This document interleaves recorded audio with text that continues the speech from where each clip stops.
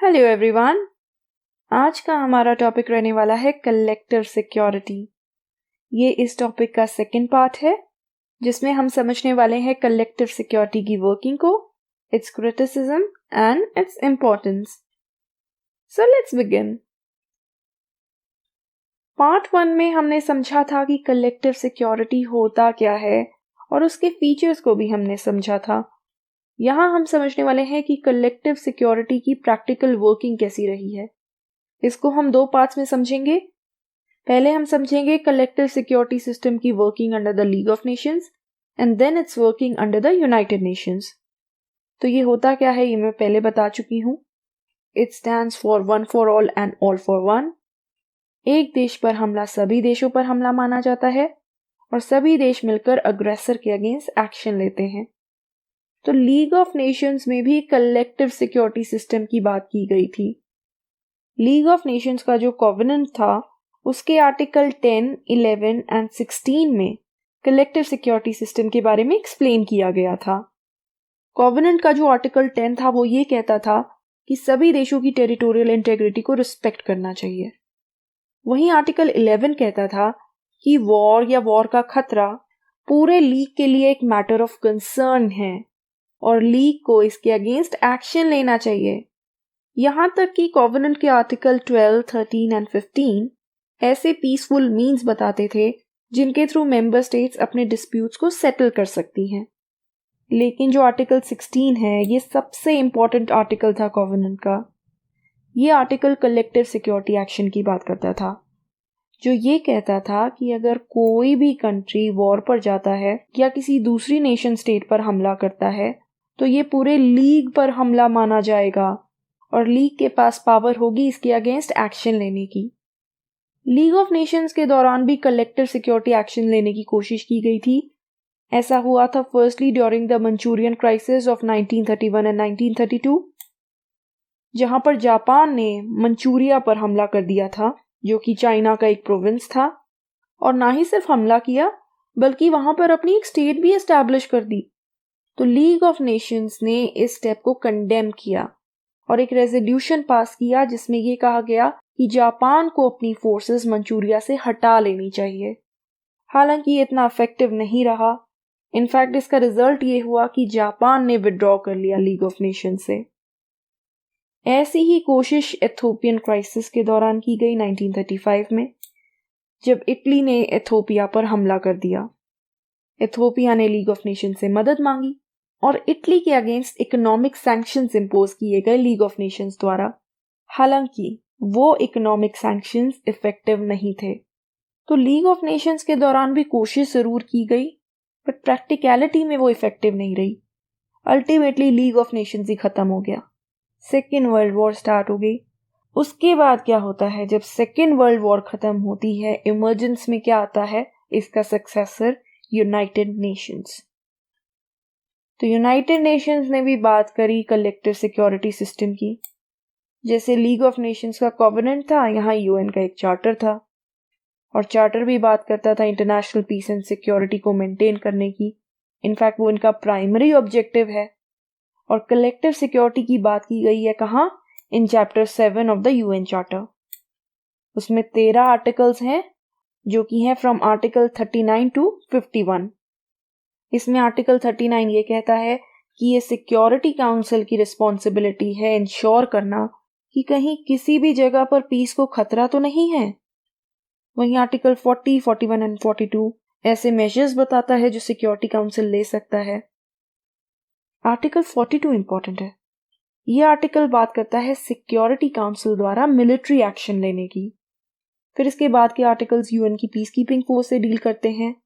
लेकिन जो सबसे इंपॉर्टेंट आर्टिकल है वो है आर्टिकल 51, जो कि बात करता है individual and collective self defence की। यह आर्टिकल कहता है कि अगर एक स्टेट पर हमला होता है तो उस स्टेट के पास राइट है कि वो अपने सेल्फ डिफेंस में दूसरी स्टेट पर भी हमला कर सकता है। लेकिन ये ऐसा सिर्फ तब तक कर सकता है जब तक सिक्योरिटी काउंसिल प्रॉपर मेजर्स ना ले इस सिचुएशन से डील करने के लिए। अगर हम कलेक्टिव सिक्योरिटी सिस्टम की वर्किंग की बात करें अंडर द यूएन, तो काफ़ी बार कलेक्टिव सिक्योरिटी को ट्राई किया जा चुका है। इसमें सबसे पहले आता है the Korean crisis of 1950।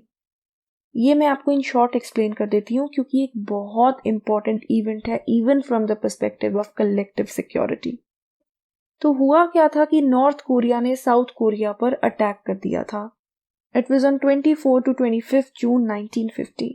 As a result of which क्या हुआ, सिक्योरिटी काउंसिल ने डिसाइड किया कि अग्रेसर के अगेंस्ट एक्शन लिया जाएगा। अग्रेसर इस केस में कौन था, नॉर्थ कोरिया। तो 53 कंट्रीज ने सपोर्ट दिया कलेक्टिव सिक्योरिटी एक्शन में और एक कलेक्टिव सिक्योरिटी एक्शन लिया गया against north Korea under the UN flag. हालांकि इसमें लेटर ऑन कुछ प्रॉब्लम्स आ गई, जैसे कि कम्युनिस्ट चाइना ने नॉर्थ कोरिया का सपोर्ट कर दिया, वो उनकी साइड से लड़ने लग गया और यूएन की जो फोर्सेस थी उन्हें 38th पैरेलल क्रॉस करना पड़ा। 38th पैरेलल जो है वो डिवाइडिंग लाइन है between north and south Korea. तो इस स्टेप को बहुत ही ज़्यादा कंट्रोवर्शियल माना गया। तो नवंबर 1950 में क्या होता है, यूएन की जो जनरल असेंबली है वो uniting for piece resolution adopt कर लेती है, जिसे रेजोल्यूशन 3775 भी कहा जाता है। यूनाइटिंग फॉर पीस रेजोल्यूशन क्यों इम्पॉर्टेंट है, ये बहुत इम्पॉर्टेंट है क्योंकि इससे अब यूनाइटेड नेशंस की जो जनरल असेंबली है उसके पास भी पावर आ गई थी कि वो एक कलेक्टिव सिक्योरिटी एक्शन ले सके, बल्कि पहले ये पावर सिर्फ और सिर्फ सिक्योरिटी काउंसिल के पास थी। तो अब यूएन जनरल असेंबली भी कलेक्टिव सिक्योरिटी एक्शन ले सकता था by passing a resolution with 2/3 majority, लेकिन ऐसा वो तभी कर सकता था अगर सिक्योरिटी काउंसिल फेल हो जाता है ऐसी सिचुएशन से डील करने में जहां पर पीस को खतरा है। इसके बाद सुएज क्राइसिस के दौरान भी कलेक्टिव सिक्योरिटी को ट्राई किया गया। दरअसल सुएज क्राइसिस में क्या हुआ था कि इजिप्ट ने सुएज कैनाल को नेशनलाइज कर दिया था, जो कि एक्चुअली ओन की जाती थी एक एंग्लो फ्रेंच कंपनी द्वारा। इसकी वजह से क्या होता है, इजराइल इजिप्ट पर अटैक कर देता है। इसके बाद इंग्लैंड और फ्रांस भी अपनी ट्रूप्स भेज देते हैं सुएज कैनाल जोन में। तो यूनाइटेड नेशंस ने इस स्टेप को क्रिटिसाइज किया और यूनाइटिंग फॉर पीस रेजोल्यूशन के तहत क्या होता है कि जनरल असेंबली एक रेजोल्यूशन पास करती है जिसके तहत ये कहा जाता है कि ब्रिटेन को और फ्रांस को अपनी ट्रूप्स इजिप्ट से हटा लेनी चाहिए, जिसकी वजह से लेटर ऑन दोनों ही कंट्रीज ने अपनी ट्रूप्स विड्रॉ कर ली थी। इसके साथ ही साथ इजरायली फोर्सेस ने भी विड्रॉ कर लिया था। और इसके अलावा पहली बार ऐसा हुआ था कि यूनाइटेड नेशंस ने अपनी इमरजेंसी फोर्स, जिसे यूएनईएफ कहा जाता है, वो इजिप्ट भेजी थी। ये यूनाइटेड नेशंस की फर्स्ट पीस कीपिंग फोर्स थी। तो उस पर्सपेक्टिव से भी सुएज क्राइसिस इंपॉर्टेंट है। Then comes the Iraq's occupation of Kuwait. यहां पर कलेक्टिव सिक्योरिटी एक्शन लिया गया अंडर रेजोल्यूशन 688। इराक ने कुवैत पर कब्जा कर लिया था। इसके अगेंस्ट यूनाइटेड नेशंस ने एक कलेक्टिव सिक्योरिटी एक्शन लिया और इस ऑपरेशन को लीड किया यूनाइटेड स्टेट्स ने। ये एक्शन इनिशिएट किया गया था 17 जनवरी 1991 में और कुछ ही दिन के अंदर कुवैत को इराक से लिबरेट करा लिया गया। तो ये एक सक्सेसफुल ऑपरेशन रहा है। हालांकि इसे क्रिटिसाइज भी किया जाता है और ये कहा जाता है कि ये यूनाइटेड नेशंस का नहीं बल्कि यूनाइटेड स्टेट्स का एक कलेक्टिव सिक्योरिटी एक्शन था। इसके अलावा 2001 में जब अफगानिस्तान के अलकायदा टेररिस्ट रिजीम के अंडर जो वॉर इनिशिएट की गई थी वो भी अंडर यूएन चार्टर ही की गई थी। तो ये थे कुछ practical examples of working of the collective security system under the United Nations. तो काफी ओकेजन्स पर इसको यूज किया जा चुका है। हालांकि ये कलेक्टिव सिक्योरिटी एक्शंस इफेक्टिव रहे हैं या नहीं, इसको लेकर हमेशा से ही एक डिबेट रहा है। अक्सर ये माना जाता रहा है कि कलेक्टिव सिक्योरिटी एक्शंस को जो सुपर पावर्स हैं वो डोमिनेट करती हैं। तो कलेक्टिव सिक्योरिटी के मीनिंग, इसके फीचर्स और इसकी वर्किंग को समझ लेने के बाद अब हम समझ लेते हैं कि इसकी क्या क्या शॉर्टकमिंग्स हैं, किस बेसिस पर कलेक्टिव सिक्योरिटी को क्रिटिसाइज किया गया है। So the very first criticism is that it is idealistic in nature and scope. ऐसा माना जाता है कि कलेक्टिव सिक्योरिटी नेचर में आइडियलिस्टिक है, आदर्शवादी है। ये एज्यूम करके चलती है कि इन केस कहीं पर अग्रेशन या वॉर होगी तो ऐसे में सभी देशों के बीच में अग्रीमेंट हो जाएगी कि अग्रेसर कौन है, और सभी देशों में इस बात को भी लेकर अग्रीमेंट हो जाएगी कि यस, हमला हुआ है, अग्रेशन हुआ है। लेकिन ऐसा नहीं है, इतना आसान नहीं होता है अग्रेसर को आइडेंटिफाई करना। और इसका ये जो कोट है कि one for all and all for one, ये भी आइडियलिस्टिक है, क्योंकि इस बात की कोई गारंटी नहीं है कि अगर एक स्टेट पर हमला होता है तो बाकी सभी स्टेट्स मिलकर उस कलेक्टिव सिक्योरिटी एक्शन को ज्वाइन करेंगी और अग्रेसर के अगेंस्ट एक्शन लेंगी। ये पॉसिबल नहीं है। We can't expect all nations to be a part of collective security action. So it's idealistic in nature and scope. Second criticism is that at times it is not possible to identify the aggressor. Just like I mentioned in the above point, कि aggressor को identify करना इतना आसान नहीं है. Why? Because often the aggressor acts in the name of self-defense. अब जिस state ने हमला किया है वो ये भी तो कह सकता है कि मैं तो सेल्फ डिफेंस में एक्ट कर रहा था, वो अपने एक्ट को तो जस्टिफाई करेगा। तो आप कैसे प्रूव करोगे कि वो अग्रेसर है? उसने हमला किया है दूसरे देश पर। So it's not possible to identify the aggressor. और वैसे भी जो अग्रेसर के सपोर्टर कंट्रीज होंगे वो तो यही कहेंगे ना कि वो अग्रेसर नहीं है। So this is another criticism of collective security. Third is that it admits war as a means. ये वॉर का भी सपोर्ट करता है। वैसे तो ये वॉर के अगेंस्ट है, लेकिन अग्रेसर स्टेट के अगेंस्ट अगर वॉर करनी पड़े तो उसको ये सपोर्ट करता है। तो हम कह सकते हैं कि ये सेल्फ कॉन्ट्राडिक्टरी है। एक तरफ तो ये वॉर एंड अग्रेशन के अगेंस्ट है और दूसरी तरफ ये मानता है कि अग्रेशन तो इंटरनेशनल रिलेशंस में चलता रहता है। ये मैंने फीचर्स में भी आपको बताया था। ये अग्रेसर के अगेंस्ट भी तो मिलिट्री एक्शन को सपोर्ट करते हैं। So this concept is self contradictory. Next is that it rules out neutrality in times of war.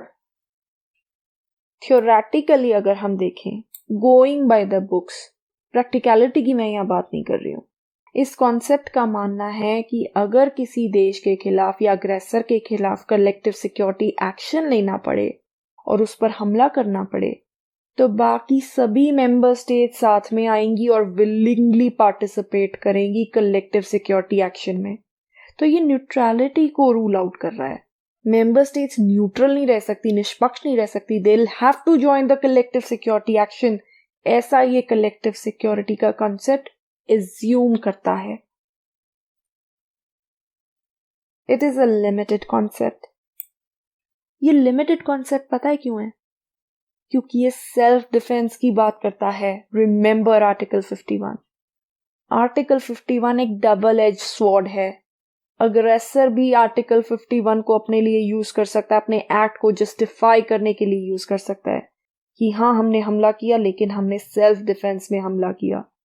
तो उस आर्टिकल की वजह से या उस प्रोविजन की वजह से जो कलेक्टिव सिक्योरिटी है ये एक लिमिटेड कॉन्सेप्ट बन जाता है। Also, there's an absence of permanent international peacekeeping force.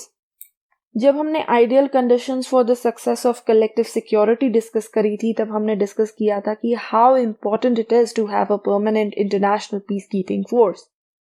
क्योंकि हमले एकदम से होते हैं और फोर्स को अरेंज करने में टाइम लगता है, तो it's important to have a permanent force. लेकिन sadly, there is an absence of a permanent force, जिसकी वजह से एक्शन लेने में देरी आती है। जब तक फोर्सेस अरेंज हो पाती हैं तब तक तो बहुत देर हो जाती है। तो it's a serious constraint on collective security.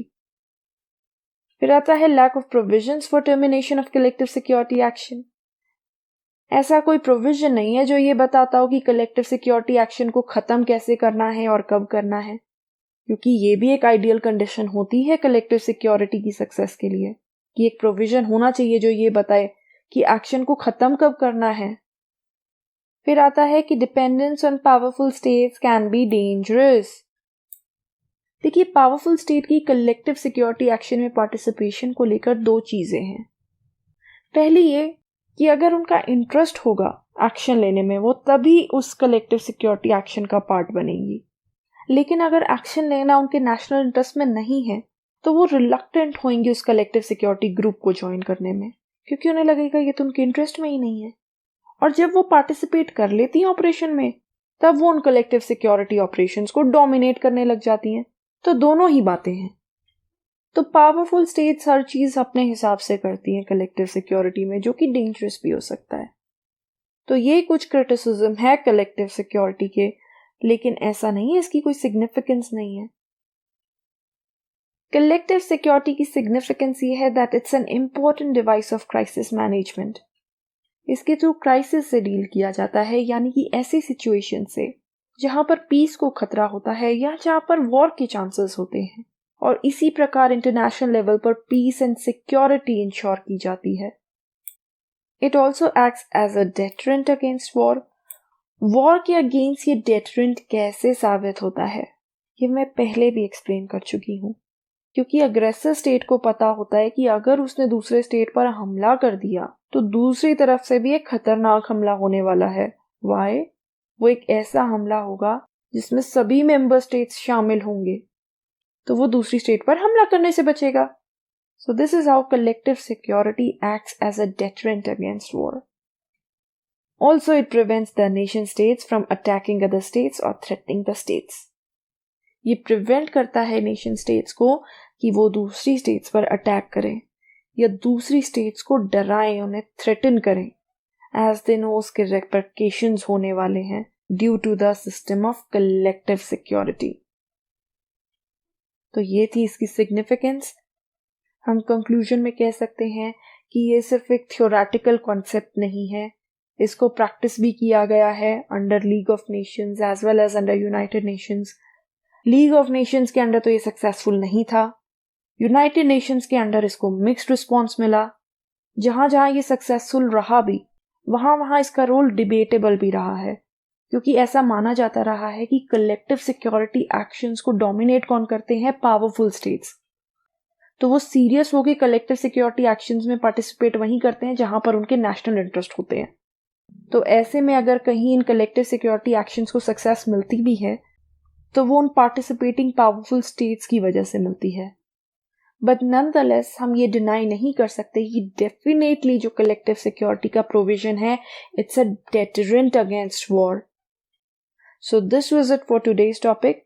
Collective security का हमारा जो कॉन्सेप्ट है ये आज समाप्त होता है। हम बैलेंस ऑफ पावर भी कर चुके हैं, आज हमने कलेक्टिव सिक्योरिटी को कंप्लीट कर लिया है। अब आप सोच रहे होंगे कि दोनों के बीच में क्या क्या डिफरेंसेस हैं, कैसे ये एक दूसरे से डिफरेंट है, या क्या इनके बीच में कोई सिमिलैरिटीज भी हैं। उस टॉपिक को मैं कवर करने वाली हूँ नेक्स्ट वीडियो में। तो अगर आपको मेरी वीडियो पसंद आई हो तो प्लीज इसे लाइक कीजिएगा, अपने दोस्तों और फैमिली रिलेटिव्स के साथ शेयर कीजिएगा और मेरे चैनल को सब्सक्राइब कीजिएगा। Thank you so much. आपका दिन शुभ हो।